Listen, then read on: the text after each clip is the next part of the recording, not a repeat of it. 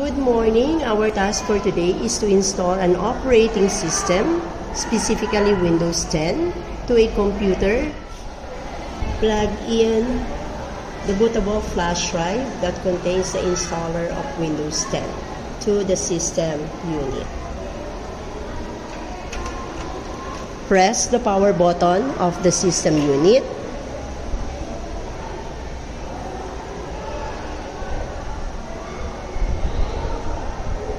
See to it that the system or the computer unit is set to read the USB as the first boot.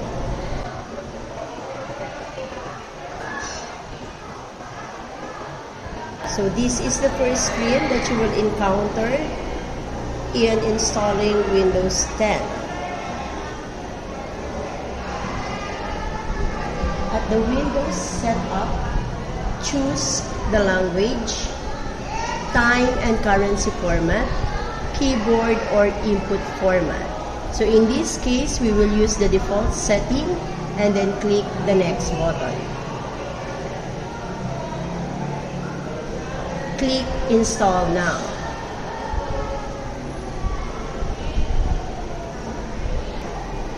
Enter the Windows product key, then click next. But if in case you don't have the product key yet, click I don't have the product key link to proceed to the installation.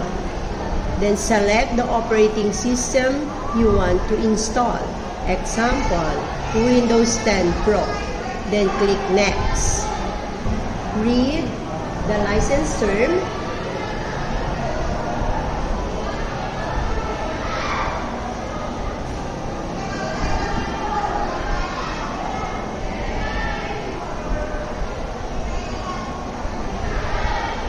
And click the selection box, I accept the license term.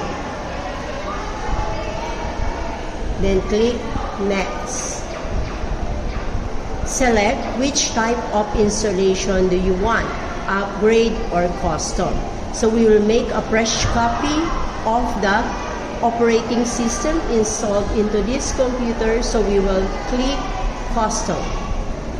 Then the screen will display where do you want to install the operating system. Okay, in this case, we will make a partition. Okay, so partitioning is the virtual way of dividing the disk. So first, we will click the delete key. Okay, click natin yung OK. And then dun sa unallocated space, click the new command so that we can make a partition of the computer's hard disk drive. We will make two partition like 60-40 partition. So we will enter approximately 600,000 MB.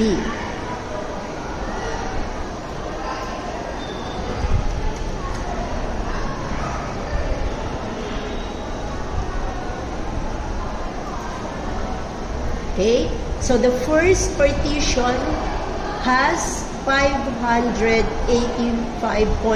gigabytes and the second partition has 345.2 gigabytes. We need to click again the partition or the new command button and accept the suggested size and apply. Do not forget to format each partition. Let's start with partition number 3. Click format. Click OK. Select partition number 2 and click format again. Click OK. Now we have 3 partitions found in the system. We have partition 1 that is for system reserve. Partition 2 for your drive C, and partition 3 for your drive D. Select partition 2. This is where we're going to install the Windows operating system. Then click next. Then we will wait until the Windows finish the installation of the operating system.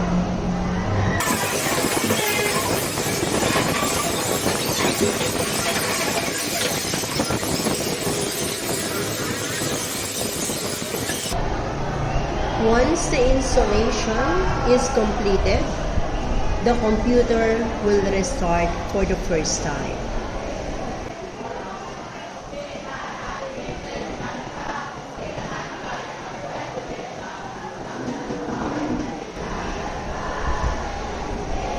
Remove the flash drive from the system unit.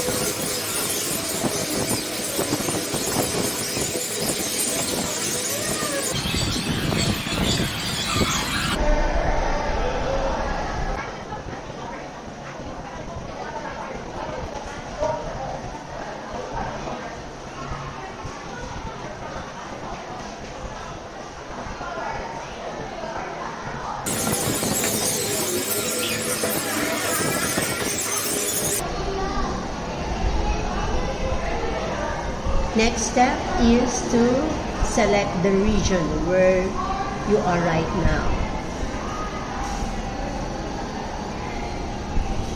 Philippines, and then click Next. Type the type of keyboard layout. Let's select US, then click Yes. We can skip this keyboard layout.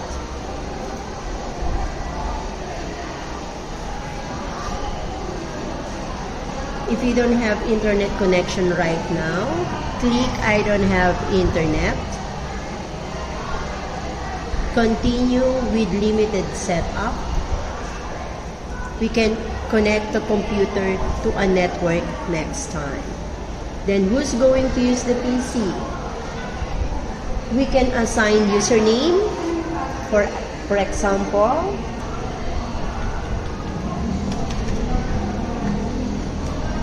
then click Next.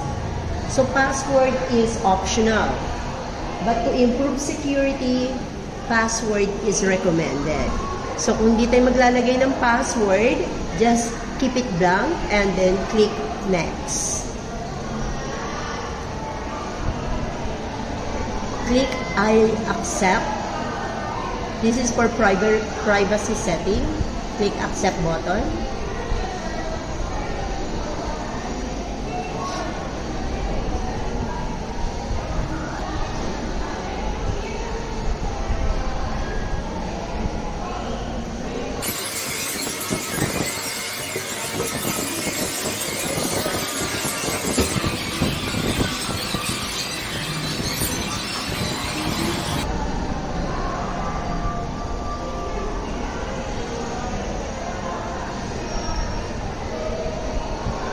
Your Windows installation is already completed. We are now back to the navigation screen of the computer desktop. Thank you.